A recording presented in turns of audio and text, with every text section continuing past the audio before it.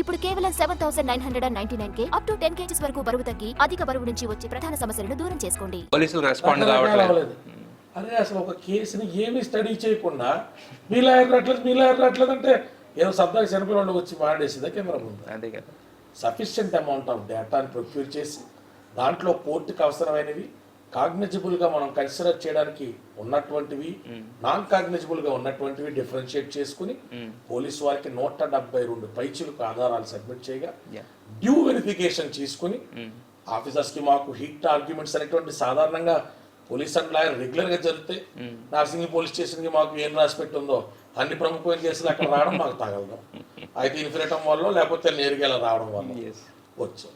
ఈ పిల్లకి ఎవరో చెప్పారంట, అంటే I don't know whether I can say this అన్న, అట్లా అమ్మ నువ్వు లావణ్య చౌదరి గట్టి కళ్యాణ్ దిలీప్ సొంతం నీకు చేయడం అన్నారంట.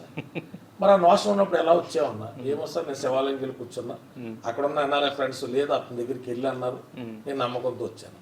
మన మీద అలాగే ఆల్రెడీ నింద ఉంది కదా, సరే పిల్లకి అలాగే నమ్మకం లేదు కదా, చూద్దామన్నట్టు వెళ్ళడం, ఆధారాలన్నీ పక్కడబందీగా ఉండడంతో 4 రోజులు మా వ్యయ ప్రయాసాల తర్వాత పోలీసు వారు 493, 420 and 506 ఐపీసీ కింద, రాజ్ తరుణ్ A1 కింద, మాల్వి మల్హోత్రా A2 కింద, అలాగే మయాంక్ మల్హోత్రా A3 కింద కేసును నమోదు చేయడం జరిగింది.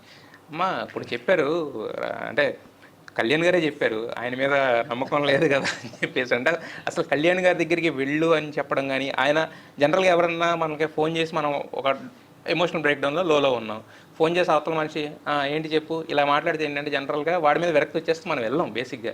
ఆయన అంత మాట్లాడినా నీ కేసు నాకు వద్దమ్మా అని వెళ్ళినా అంటే ఆయన మీద ఏంటి ఆ నమ్మకం ఎలా కలిగింది? అసలు ఎవరు మిమ్మల్ని సజెస్ట్ చేసింది ఎవరు? అంటే నేను సార్ వీడియోస్ అప్పుడు చూసి ఫాలో అయ్యేదాన్ని. అండ్ దెన్ యూఎస్లో నా ఫ్రెండ్ ఎవరైతే ఉన్నారో ఇంకా ఐ డోంట్ నో, నేను ఇంకా ఆ రోజు ఇలాగే సూసైడ్ చేసుకుందాం అనుకుని ఇలా స్టేటస్ పెడదాం అనుకున్నాను. ఈలోపు అంటే నాకు ఏం హెల్ప్ లేదు, నేను ఒక్కదాన్ని అయ్యాను. నా పేరెంట్స్ని చూస్తుంటే వాళ్ళు కూడా ఇన్నోసెంట్ పీపులే ఉంటారు, అంత అతనికి వచ్చే హెల్ప్ లాగానో లేకపోతే ఇదైతే నాకు లేదు. సో హెల్ప్ అడుగుదాము ఎవరినైనా అన్న దగ్గర నా ఫ్రెండ్ని అడిగాను. ఇంకా సో ఆయన ఒకసారి సార్ నాకు తెలుసు నేను మాట్లాడతాను ఒకసారి అన్న దగ్గర సార్కి చెప్పారు, మాట్లాడారు.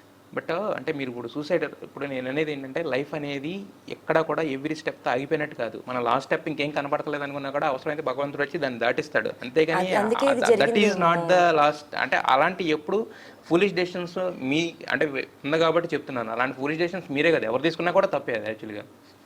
యా, అయితే కళ్యాణ్ గారు మీరు ఇంతకుముందే చెప్పారు యాక్చువల్గా షణ్ముఖ్ జస్వంత్ కేసు మీరు వాదించారు, చందు సాయిది వాదించారు, ఇప్పుడు ఈ మీద కూడా వాదించడంతో చాలామంది ఏమంటున్నారంటే సెలబ్రిటీ వకీల్ సాబ్ అని ప్రూవ్ చేసుకోవడానికి కళ్యాణ్ గారు ఈ కేసు తీసుకున్నారని చెప్పేసి చాలామంది అంటున్నారు. వాళ్ళకి ఏం చెప్తారు? అంటే అదేం చెప్పాలండి, ఆవిడ పర్సెప్షన్ గారు ఉంటాయి కానీ దిక్కుమలలో చెప్తూ కూర్చుండే అని.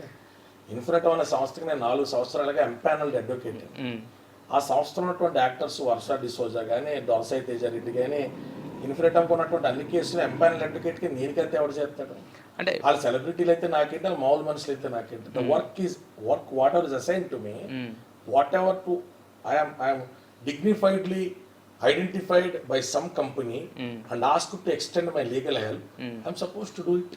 ఎస్, అంటే బట్ వాళ్ళు తప్పు, ఇప్పుడు ఆ కంపెనీకి మీరు లీగల్ అడ్వైజర్ కింద ఉన్నప్పుడు ఆ తప్పు చేసినా కూడా మీరు ఇప్పుడు తప్పు చేసిన వాళ్ళకి వాదించద్దు అని బార్ కౌన్సిల్ ఆఫ్ ఇండియాలో ఎక్కడ లేదు, బార్ కౌన్సిల్ రూల్స్లో లేదు. ఆ అబ్బాయి చేసిన తప్పుని మ్యాగ్నిఫై చేసి చూపెడుతున్నారు అనుకోండి, అంత సీన్ లేదమ్మా ఇంత అని చెప్తాం.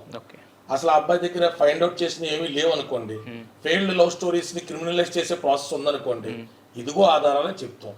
కళ్యాణ్ దిలీప్ వాదించేసినంత మాత్రం ఒక్క రోజులో ఆ అబ్బాయికి బెయిల్ వచ్చేది కదండి. అందులో ఆధారాలు బాగుంటేనే వచ్చి ఉంటాయి. అది షణ్ముఖ్ జస్వంత్కైనా వాళ్ళ అన్నయ్య కేసులో 9 days 10 days లో మేము బెయిల్ తీసుకురాగలిగిన, లేకపోతే చందు సాయి విషయంలో తీసుకురాగలిగిన, లేకపోతే ఇంకో సెలబ్రిటీస్ విషయంలో గ్యాగ్ ఆర్డర్స్ తీసుకురాగలిగిన, డైవర్స్ ఆర్డర్స్ తీసుకురాగలిగిన కంటెంట్ ఉంటే, ధర్మం ఉంటే, నేను చెప్పేటువంటిది డాక్టర్ ఆఫ్ స్టేట్ కేసెస్ కింద సుప్రీంకోర్టు మా ఎపెక్స్ కోర్టు ఇచ్చినటువంటి జడ్జిమెంట్స్ దానికి మ్యాచ్ అవుతా ఉంటే, నేనేంటి సార్ మీరు ఆర్గ్యుమెంట్ చెప్పినా పార్టీని పర్సన్ కింద వస్తాయి. దాంట్లో నా ప్రతిభా పాటు వాళ్ళు ఏమున్నాయి, అవకాశాలు దొరికినాయి, ప్రయత్నం చేసాం, సఫలీకృతం అయ్యాం.